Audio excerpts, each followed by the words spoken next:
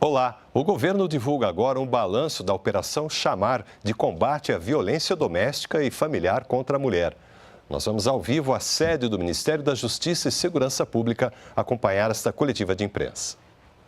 Especialmente a essa operação, eu vou passar ao secretário Tadeu para que ele explique a Operação Chamar, que é uma das operações integradas que nós concluímos recentemente. Há dezenas de operações integradas em vários estados.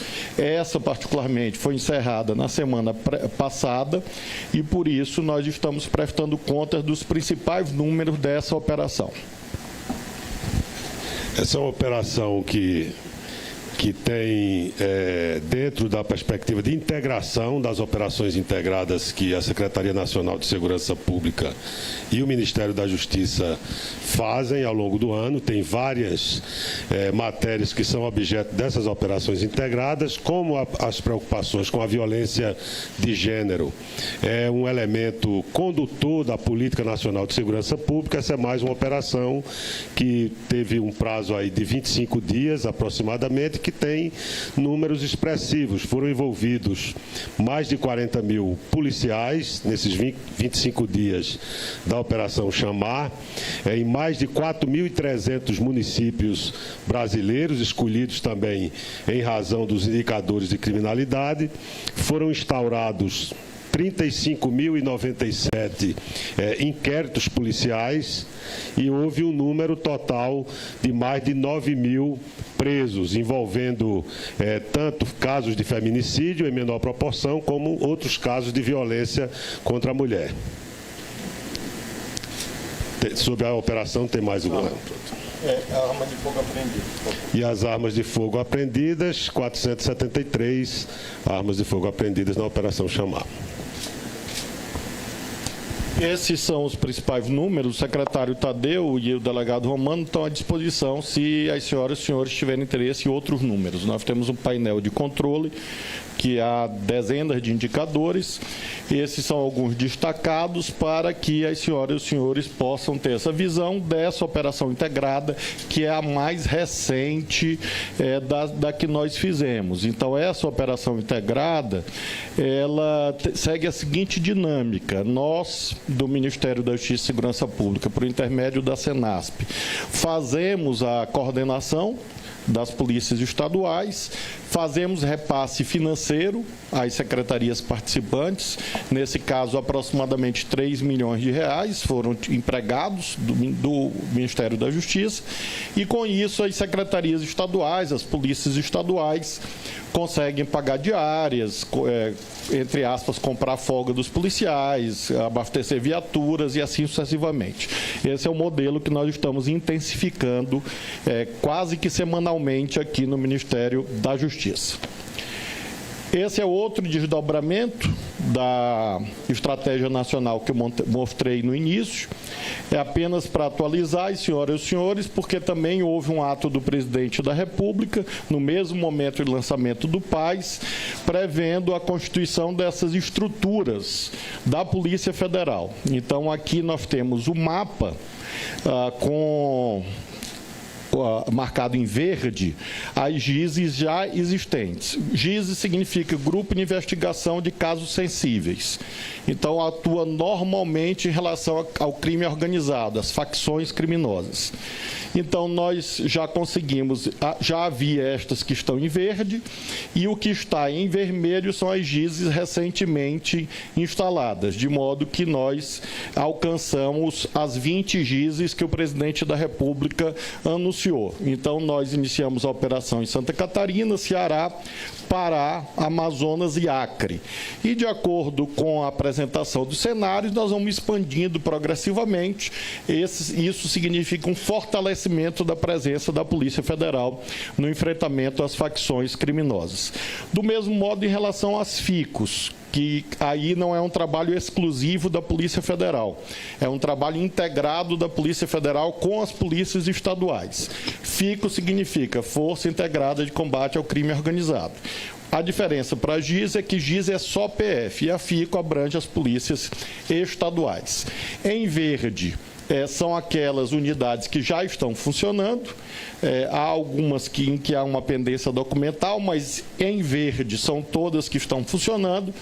E nós estamos finalizando as tratativas para funcionamento no Amazonas, no Maranhão, Pará, Paraná, Rio Grande do Sul e Tocantins. Então, praticamente um mês no máximo, nós vamos cumprir a meta do presidente Lula de instalar as 20 GISs e as 27 FICOS, fortalecendo o enfrentamento ao combate, o enfrentamento ao crime organizado, as ações de combate ao crime organizado.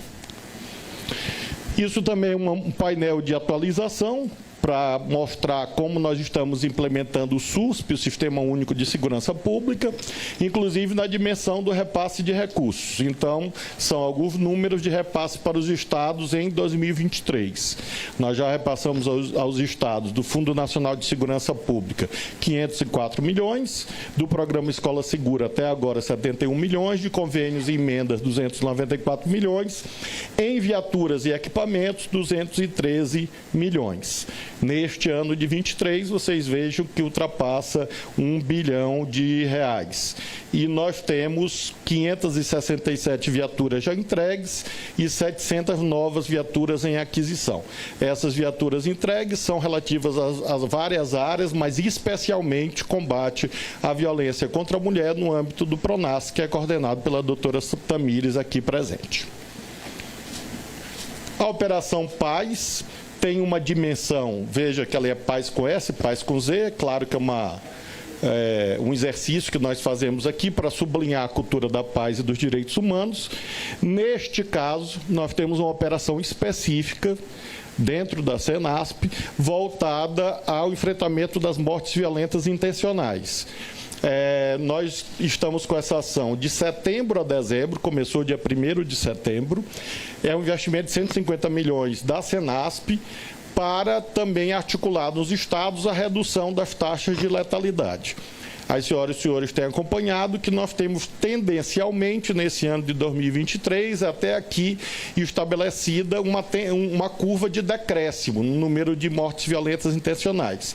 O objetivo dessa operação da Senasp de setembro a dezembro é consolidar essa trajetória de decréscimo nesse ano e daí essa parceria especial com os estados que nós estamos fazendo por intermédio da Senasp com as secretarias estaduais de segurança de vários estados. Dezembro, nós vamos apresentar o balanço final, juntamente com os indicadores relativos a mortes violentas nesse ano. Esse é um tema que, nesses dias, andou muito em evidência e eu, obviamente, me sinto no dever de informar as senhoras e os senhores todas as providências já tomadas pelo Ministério da Justiça e pela Polícia Rodoviária Federal. Então, eu faço questão de esclarecer que nós temos 2 PADs em andamento, 2 PADs no âmbito da Polícia Rodoviária Federal. Um PAD se refere ao evento letal da rodovia, e nós nos solidarizamos mais uma vez e sempre com a Raquel e com a dor da sua família, que nós compartilhamos, e há outro PAD em relação à presença de policiais rodoviários federais no hospital. Então, são 2 PADs já instaurados para a apuração completa desses eventos. E faço questão de sublinhar que nós, do Ministério da Justiça e Segurança Pública, estamos acompanhando, mas não nos cabe antecipar juízos, porque, em última análise, a autoridade julgadora sou eu.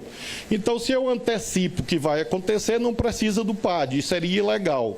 Então, o PAD está instaurado, eu não posso, como disse, adiantar o conteúdo do PAD, mas posso afirmar aos senhores e às senhoras que o PAD chegará ao fim em breve e haverá uma decisão, à luz das provas que foram colhidas no PAD, nos 2 PADs a que fiz alusão.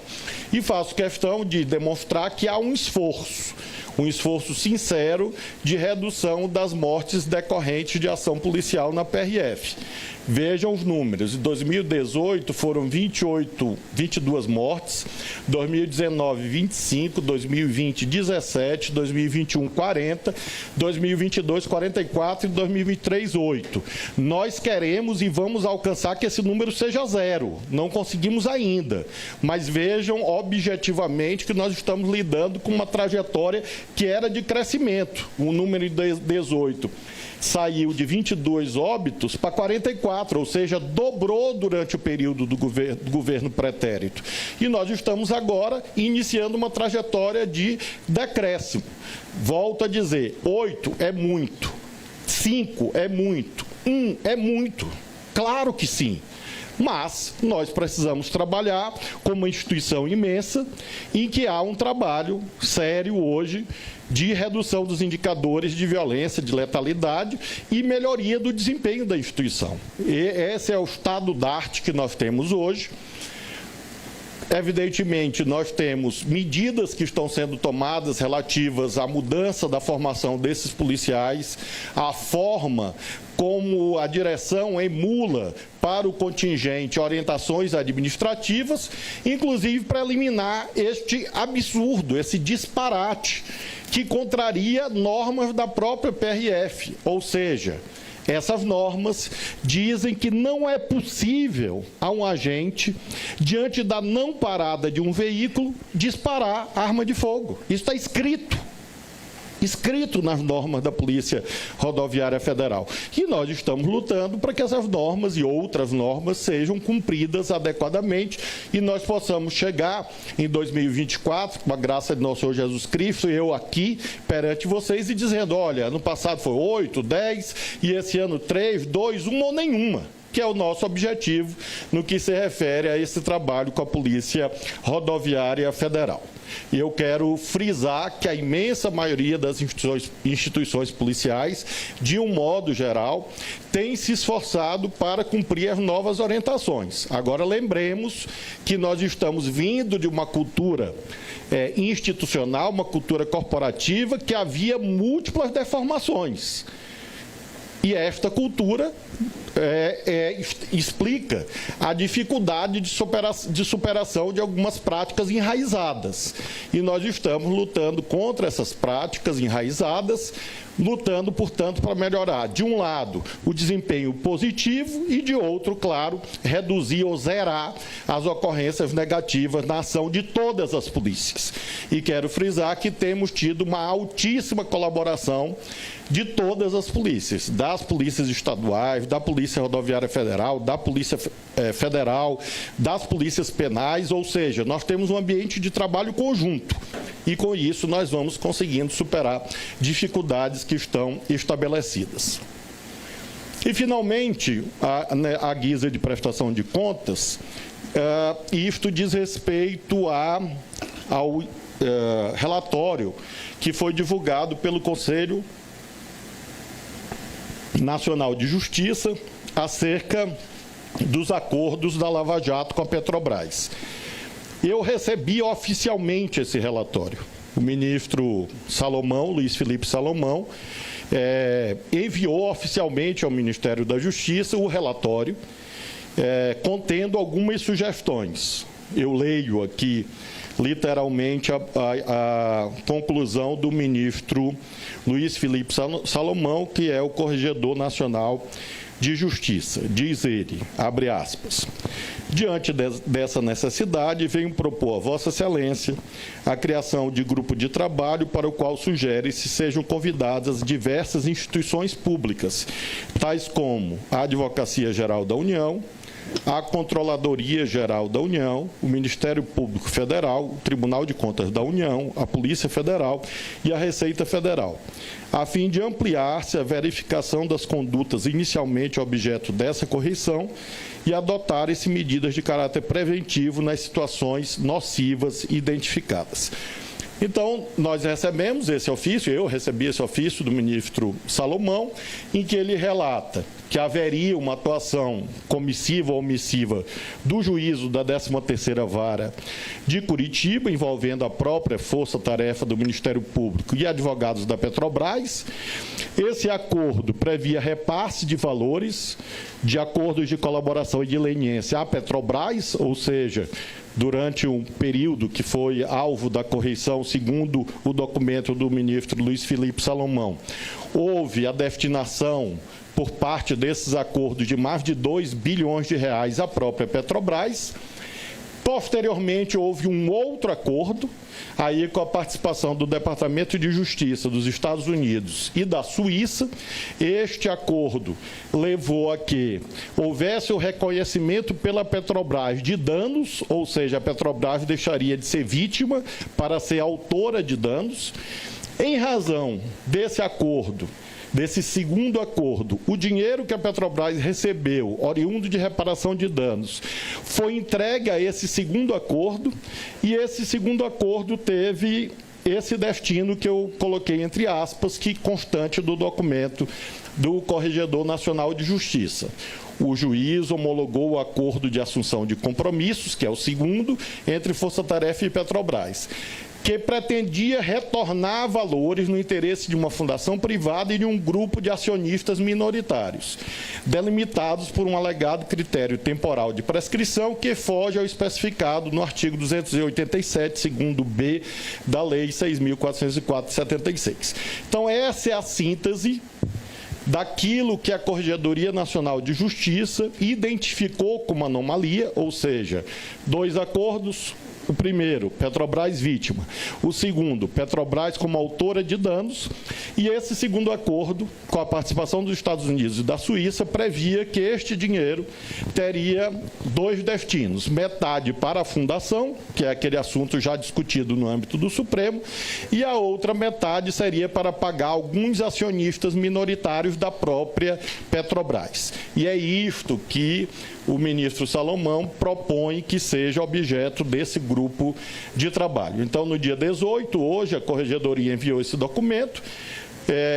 Eu vou enviar para a Polícia Federal, como foi orientado pela Corregedoria Nacional, e vou consultar essas instituições do Poder Executivo acerca desse possível grupo de trabalho que envolve o próprio CNJ, para aperfeiçoar regras sobre depósitos judiciais, que é disso que se cuida, e também sobre cooperação jurídica internacional, que é uma área executada pela Senajus, pela Secretaria Nacional de Justiça desse Ministério. E com isso eu vou dar seguimento, dar andamento a essas determinações do Corregedor Nacional de Justiça, constantes desse ofício. Então, eram estas as atualizações que nós tínhamos a oferecer às senhoras e senhores, e me coloco à disposição para questionamentos. Boa tarde. Começaremos então. Teremos 5 perguntas. Eu já recebi as inscrições, começando com a Sara Teófilo, do Metrópolis. Boa tarde, ministro. Boa tarde a todos. Ministro, aproveitando que o senhor está falando sobre ações negativas das polícias, eu queria que o senhor comentasse sobre aquela promessa do senhor do uso das câmeras nas fardas, que acabou ficando pelo caminho. As portarias foram publicadas, no começo de agosto, e o senhor tinha falado que ia premiar os estados que implementassem isso, e isso ainda não foi colocado em vigor. Eu queria que o senhor falasse sobre isso. E só complementando, desculpa, só emendando, queria que o senhor falasse também sobre a situação na Bahia, um estado que a situação de segurança pública está alarmante aí, a gente está tendo, a população está entre uma briga de facções e um aumento de morte em intervenção policial. Eu sei que foi feito um acordo aí de cooperação com a Polícia Federal, mas não me parece suficiente. O que o Ministério da Justiça pode fazer também em relação a isso? Obrigada. Primeiro, em relação às câmeras, o assunto não ficou pelo caminho, pelo contrário, ele está em pleno andamento. Agora, evidentemente, nós temos alguns debates a fazer com os estados. Nós trabalhamos no âmbito de uma federação, então nós não impomos a nossa vontade para os estados, nós dialogamos com os estados. Há aproximadamente 15 dias, houve um seminário aqui no Ministério da Justiça só sobre câmeras, 3 dias sobre câmeras, e com todos os estados. E o que é que nós discutimos? Discutimos a forma de implantação, cronograma e qual tecnologia. e quanto, eventualmente, essa alternativa tecnológica custaria. Nós temos já termos de referência sendo elaborados aqui no Ministério da Justiça para a compra de câmeras e doação aos estados que tiverem interesse. E repito, que tiverem interesse, porque eles não serão obrigatórios. E claro, que a portaria que foi editada, que a senhora fez alusão, ainda não prevê a obrigatoriedade, porque nós ainda estamos nos estudos técnicos relativos a qual equipamento, como vai ser a filmagem, como vai ser a análise da imagem. Porque todo mundo sabe que isso vai gerar milhares de horas de imagem todos os dias e é preciso ter ferramentas de inteligência artificial que consigam filtrar e analisar essas imagens.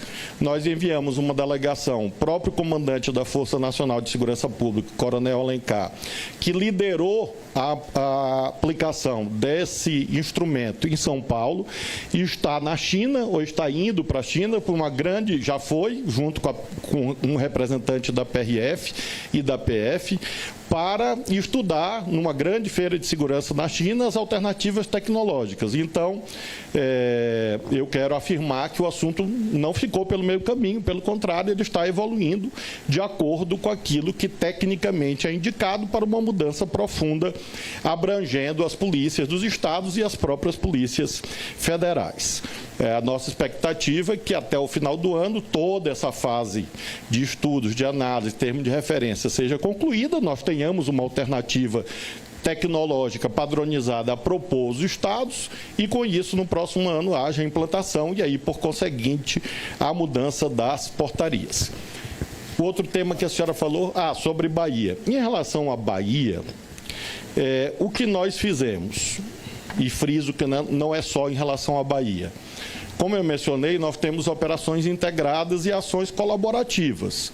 Menciono, Rio Grande do Norte viveu uma situação difícil, nós demos um grande apoio ao Rio Grande do Norte. Rio de Janeiro, roubo de cargas, nós estamos fazendo uma operação conjunta com o Rio para redução de roubo de cargas. No caso da Bahia, o governador Jerônimo esteve conosco, tem dialogado permanentemente conosco e nós temos fortalecido e muito a presença federal em apoio à Bahia, exatamente em razão das dificuldades lá existentes, por conta de uma disputa territorial de facções que se estabeleceu naquele estado. Então, nós temos em execução a presença de policiais federais e policiais rodoviários federais na Bahia, que chegam a 110 policiais nossos que estão apoiando as polícias da Bahia. Nós temos 98 policiais federais e 12 policiais rodoviários federais que estão integrados em ações conjuntas com o governo da Bahia. 110 policiais federais, das forças federais, que estão lá trabalhando junto com a polícia da Bahia. Já houve uma série de operações naquele estado e nós participamos, nós que eu digo, a Polícia Federal, participamos da prisão de 202 pessoas na Bahia, com a presença da Polícia Federal. Celulares apreendidos no sistema penitenciário, no ano passado, foram 1.631 na Bahia. Até agosto de 2.146, porque a nossa Polícia Penal e a Senapem estão ajudando o governo da Bahia para aumentar a pressão de celulares dentro dos presídios. Veja que ano passado inteiro 1.631, até agosto de 2.146, e esse é um elemento estratégico para romper o liame entre a chefia das facções e aqueles que estão executando operações. Nós vamos investir no sistema penitenciário da Bahia nesse ano. Já investimos e continuamos a investir aproximadamente 10 milhões de reais. Então, o que eu posso te afirmar é que há um regime de plena cooperação com o governo do estado da Bahia. Inclusive, nós perdemos tragicamente um policial federal nosso, e eu quero mais uma vez e sempre corroborar o quanto dito pelo presidente Lula, quanto à solidariedade em relação ao policial Lucas e toda a sua família e toda a corporação.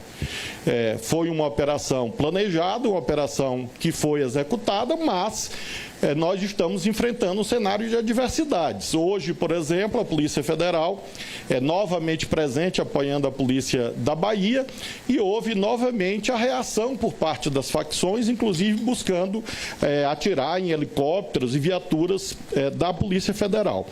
Então, o que nós podemos fazer nesse momento? Protocolos, treinamento, fornecimento de equipamentos, fornecimento de apoio material e apoio com recursos humanos ao governo da Bahia. Nós estamos fazendo isso, estamos fazendo com todos os estados que nos pedem, temos uma ação significativa também em Pernambuco nesse momento, porque abrangendo já e especificamente o sistema penitenciário de Pernambuco, nós estamos apoiando a abertura de uma nova unidade prisional naquele estado, que resultou na transferência de 71 presos de alta periculosidade para essa nova unidade prisional do estado de Pernambuco. E a nossa Secretaria Nacional de Gestão Penitenciária que está lá apoiando o governo de Pernambuco. Então, Sara, em resumo, eu te diria que nós estamos atentos à situação da Bahia, naquilo que nos cabe. Evidentemente, a condução é do governo da Bahia. A Bahia não está sob intervenção, mas nós temos um regime de cooperação para que o governo do estado da Bahia consiga superar essas dificuldades. Seguimos com Raquel Lopes, da Folha. Boa tarde. Só um momento, Raquel. 31 mil diárias no âmbito da Operação Paz, com 10 milhões de reais. O doutor Romano, ainda, Sara, em complemento, me diz que nós já repassamos de diárias para a Polícia Estadual da Bahia, agora em setembro, mais de 10 milhões de reais. São 31.794 diárias que nós pagamos para policiais estaduais, né? Polícia Civil, Polícia Militar da Bahia, mostrando exatamente a força desse apoio em relação àquele estado. Boa tarde. A tia disse que 28 agentes da PRF estiveram no hospital onde a Heloísa estava internada, a menina de 3 anos. Eu queria saber se vocês têm conhecimento sobre esse fato e o que vocês vão fazer em relação a isso. Como eu mencionei, Raquel, há 2 PADs, um relativo ao fato em si e outro PAD especificamente sobre esse tema das visitas. Verbalmente, eu indaguei hoje, quando eu soube dessa matéria, da declaração dessa tia da Raquel, e procurei me informar. O que a Polícia Rodoviária Federal, a princípio, vejam, a Polícia Rodoviária do Rio de Janeiro, a princípio, informa que eles não sabem se foram 28, mas que várias equipes foram, porque foi uma equipe da própria Comissão de Direitos Humanos da Polícia Rodoviária Federal, foi outra equipe para fazer a perícia do veículo, que lá estava, veículo em que houve o cometimento do crime, e a finalidade do PAD é distinguir policiais que foram lá porque deveriam ir e policiais que foram lá para finalidades estranhas aos objetivos da corporação. Então, nós vamos, nesse processo administrativo disciplinar, separar as circunstâncias, saber quantos foram, por que foram, se esse fim era legítimo ou se, eventualmente, houve um quadro absolutamente incompatível com a lei relativo à tentativa, quem sabe, de dissuadir ou ameaçar a família. Esse é o objeto do PAD que está instaurado aqui em Brasília. Os 2 processos administrativos disciplinares tramitam aqui na Corregedoria Nacional da Polícia Rodoviária Federal, em razão exatamente da alta importância dessas investigações. Milena Teixeira, Rádio CBN. Boa tarde, ministro.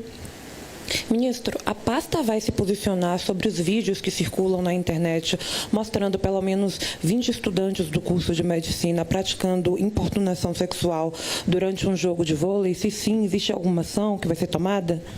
A princípio, a competência é estadual. Evidentemente, essa situação tem o nosso repúdio, a nossa rejeição.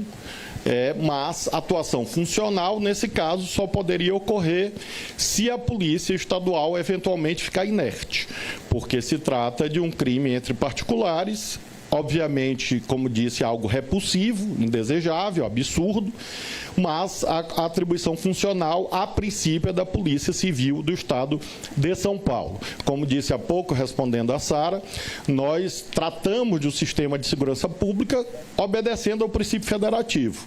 Então, por mais grave que seja um crime ou uma situação como esta, nós só podemos atuar nos limites da nossa competência legal e qualquer nova atuação das forças federais, das polícias federais, depende de uma eventual falha ou inércia do sistema estadual. Então, a princípio, nós vamos aguardar, acompanhar a atuação das polícias estaduais do governo do Estado de São Paulo. Seguimos com Larissa Neves, Rede Amazônica.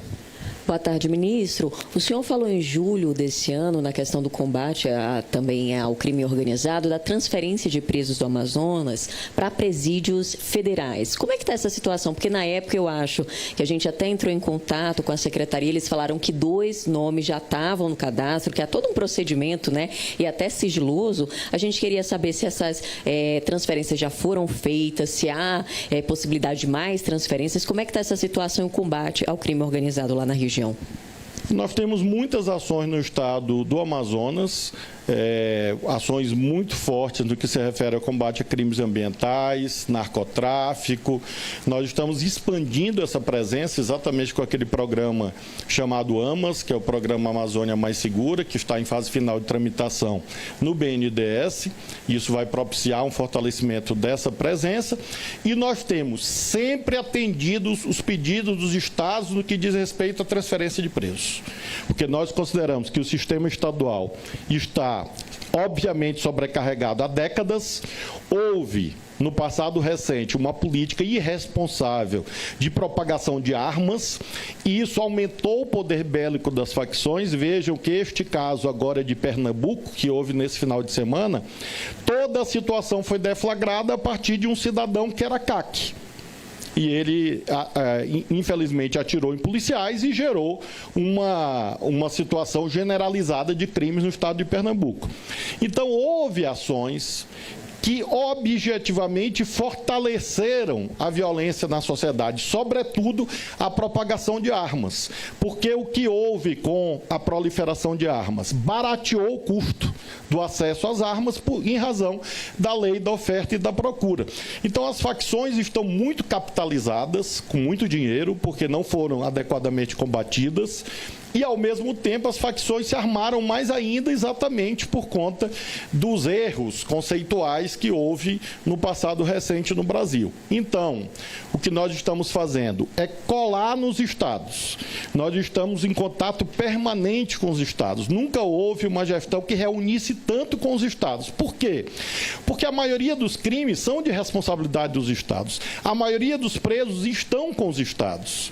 Se nós compararmos os sistemas estaduais penitenciários e o nosso sistema, você vai encontrar que praticamente 99,9% dos presos estão nos presídios estaduais. Então, a norma tem sido: o Estado pede para transferir para presídio federal, o Estado pede que nós auxiliemos na transferência de presos dentro daquele Estado, nós temos apoiado.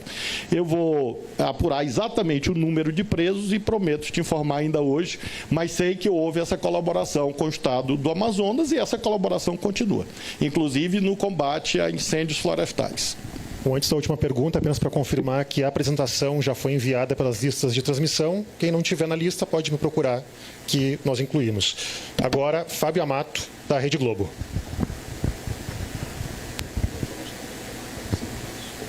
Boa tarde a todos. Ministro, ainda sobre a questão da PRF, eu queria pedir para o senhor comentar as repercussões depois desse novo episódio. Em especial do ministro Gilmar Mendes, que defendeu repensar a existência da PRF. Como é que o senhor responderia a essas críticas? E queria pedir para o senhor também, não ficou claro para mim o que o senhor mostrou ou anunciou em relação à Lava Jato. O que foi enviado à PF? Ok, então vamos primeiro para essa tela, que já está aí disponível. A sequência dos fatos. Houve 2 acordos no âmbito da Operação Lava Jato. Por um acordo, a Petrobras recebeu dinheiro. Pelo segundo acordo, a Polícia Federal, a Petrobras pagou dinheiro. No primeiro, ele recebeu mais ou menos 2 bilhões de reais. No segundo acordo, mais ou menos 2 bilhões, um pouquinho mais, foram pagos pela Petrobras. Desse pagamento que a Petrobras fez no âmbito de um acordo da Força Tarefa, do juízo da 13ª Vara, com a participação dos Estados Unidos e da Suíça, houve a assinatura de que esse dinheiro, que originariamente era dos réus colaboradores das empresas, que foi entregue à Petrobras, que foi objeto do segundo acordo, seria, entre aspas, devolvido mediante 2 usos. Metade para aquela fundação, que o Supremo barrou, e a outra metade para pagamento de alguns acionistas minoritários que supostamente teriam sido lesados em relação a crimes cometidos na Petrobras. O que se passa? Houve uma correição, atendendo a representações, aí eu não sei exatamente de quem, porque não nos cabe. Houve representações no âmbito do Conselho Nacional de Justiça. O ministro Luiz Felipe Salomão efetuou essa correição extraordinária da 13ª Vara Federal do Paraná. E apuradas essas circunstâncias estranhas na ótica dele, ele enviou para o Ministério Público Federal, para a Procuradoria-Geral da República e enviou para o Ministério da Justiça. O que ele deseja do Ministério da Justiça? Que nós façamos um GT, um grupo de trabalho, com instituições, para poder analisar a situação dos depósitos judiciais, porque uma parte desse dinheiro ficou em Curitiba, houve uma reserva de aproximadamente 20% para ficar no Paraná, que esse dinheiro não foi repassado à Petrobras, então ele propõe esse grupo de trabalho para ajudar o Conselho Nacional de Justiça a verificar sobre todo o fluxo financeiro bilionário no âmbito da 13ª Vara. Ele considera, e é fato público e notório, que houve uma espécie de descontrole gerencial e, por isso, ele pede que haja uma reflexão sobre os procedimentos atinentes a depósitos e também em relação à tramitação de cooperação jurídica internacional, uma vez que o segundo acordo foi feito com a participação do Departamento de Justiça dos Estados Unidos e com a Suíça. Então, ele considera que, nesse caso, também poderia haver alguma irregularidade. Então, a primeira providência demandada pelo ministro Salomão, do Ministério da Justiça, é a constituição desse grupo de trabalho. É claro que, atendimento a essa determinação do CNJ, nós vamos fazer a consulta aos órgãos do Poder Executivo, no caso a AGU, Receita Federal, Polícia Federal, para que eu possa responder ao ministro Salomão.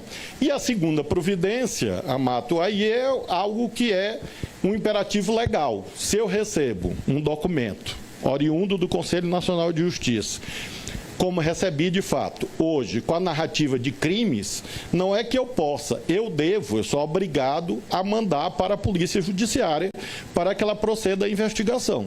Então, são as duas providências que eu devo adotar no dia de amanhã. De um lado, cumprir a obrigação de mandar à Polícia Judiciária, no caso a Polícia Federal, porque eram recursos manuseados por autoridades federais, e a outra, a análise e a busca de constituição desse grupo de trabalho. Agora é para investigar exatamente o quê? Investigar a origem e o destino do dinheiro. Basicamente, bem sinteticamente, de onde o dinheiro veio, como veio e para onde foi. E se houve, na origem, no uso, no destino, alguma ilegalidade, como o Conselho Nacional de Justiça descreve. Então, o Conselho Nacional de Justiça, a Corregedoria, no caso, considerou que há indícios de irregularidade. Envia ao ministro da Justiça, por lei, à luz do Código de Processo Penal, como autoridade pública, eu sou obrigado a enviar para análise da Polícia Judiciária. E vamos analisar esse tema da cooperação, até porque ele tem se tornado muito controvertido, como nós temos acompanhado nas últimas semanas, porque nós temos um procedimento institucionalizado de cooperação jurídica internacional constante de tratados que tramitam pelo DRCI, que é o Departamento de Recuperação de Ativos e Cooperação Jurídica Internacional, da Secretaria Nacional de Justiça do Ministério da Justiça, que é a autoridade central para fins de cooperação jurídica internacional, e nós temos cooperações jurídicas internacionais paralelas. E nós temos que entender como isso está ocorrendo para que não haja, de um lado, nulidade de provas e, de outro, não haja violações até a soberania nacional ou a cadeia de custódia das provas, uma vez que, à luz do Código de Processo Penal, uma prova, para ser utilizada, ela tem que ter idoneidade, certeza quanto à sua origem, certeza quanto ao procedimento que levou à sua formação. E essa cadeia de custódia é assegurada pelo cumprimento da lei, que trata dos procedimentos desse caso de cooperação jurídica internacional. Então, é essa análise que a Polícia Federal vai fazer, em razão desse relatório, é um relatório volumoso, que o ministro, a Corregedoria enviou, e nós vamos enviar até amanhã à Polícia Federal para análise se houve algum crime em relação à origem, utilização, destino do dinheiro. Não só esses 2 bilhões e 100 milhões, mas também, eventualmente, outros recursos que ainda estejam na 13ª vara, porque a Corregedoria do Conselho Nacional de Justiça considera que havia um descontrole em relação à tramitação desses recursos no âmbito daquela unidade judiciária. Em relação à Polícia Rodoviária Federal e todas as polícias, o nosso objetivo é o mesmo, aperfeiçoá-las. Nós temos um regramento do Sistema Nacional de Segurança Pública no âmbito do artigo 144 da Constituição Federal. Então, o artigo 144 da Constituição Federal define quais são os órgãos de segurança pública, as competências de cada um deles e como devem funcionar. O que nos cabe ao Ministério da Justiça? Nos cabe lutar para que todas essas instituições, as federais e em regime de colaboração, as estaduais e municipais, funcionem do melhor modo quanto possível. Nenhuma instituição humana é isenta de erros, falhas e crimes. Nenhuma. Todas têm erros, falhas e crimes. Cabe a quem dirige tais instituições, ao identificar erros, falhas e crimes, tomar as providências que a lei assegura. É isso que nós estamos fazendo. Isso vale para a Polícia Rodoviária Federal, vale para a Polícia Federal, para a Polícia Penal Federal e também, quando possível, a Polícia Civil, a Polícia Militar, a Polícia Científica, a Polícia Penal Estadual ou a Guarda Municipal em regime de cooperação federativa, como nós temos buscado. Eu posso afirmar a você e a todos que nos acompanham que esse esforço está sendo feito, é um esforço sério e é um esforço que tem grande acolhida dos policiais. Todos? Claro que não. A imensa maioria, sim.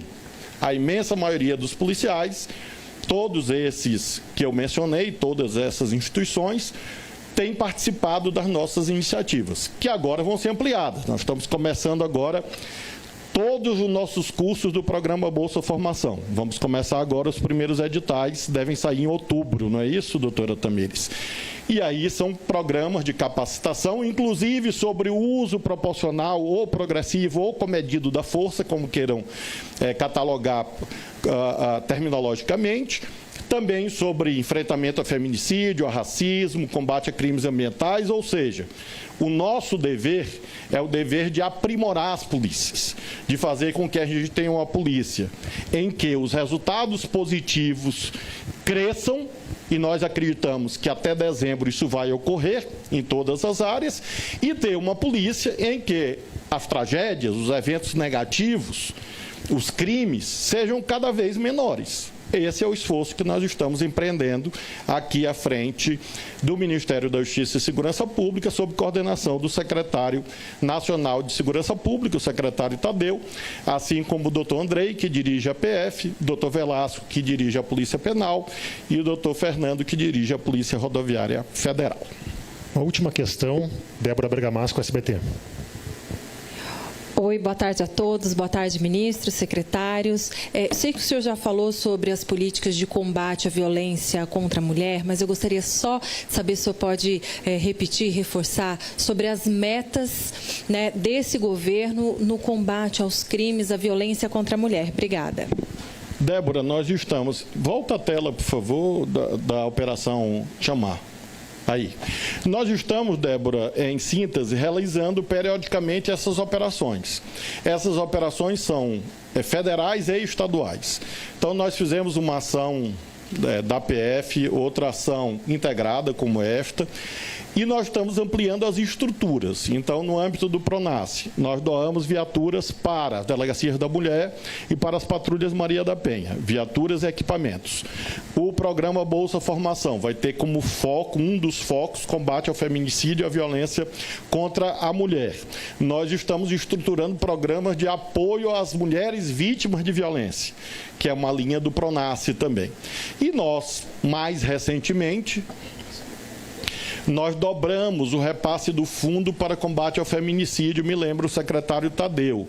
O parâmetro anterior a 5%, nós dobramos para 10%, significa dizer mais ou menos 200 milhões de reais destinado exclusivamente para apoio às ações de combate à violência contra a mulher. E, neste caso, recentemente, na semana passada, concluímos essa operação que obteve, a nosso ver, resultados bastante expressivos, e essas operações são periódicas. É a terceira ou quarta operação nesse ano, especificamente a violência contra a mulher, e novamente enalteço o regime de cooperação em que têm atuado as polícias federais e também as polícias estaduais. Muito obrigado a vocês, boa tarde. Obrigado a todos. A apresentação e também o link da coletiva no YouTube já estão nas listas de transmissão. Tá aí, você acompanhou o balanço da Operação Chamar. Segundo o Ministério da Justiça e Segurança Pública, a operação integrada, que ocorreu entre agosto e setembro, prendeu mais de 8 mil pessoas acusadas de violência doméstica e familiar contra a mulher. A operação ocorreu em 4.300 municípios e mobilizou mais de 43 mil policiais em todo o país. A gente fica por aqui. Continue com a programação do Canal Gov e nos acompanhe também pelas nossas redes sociais. Até a próxima!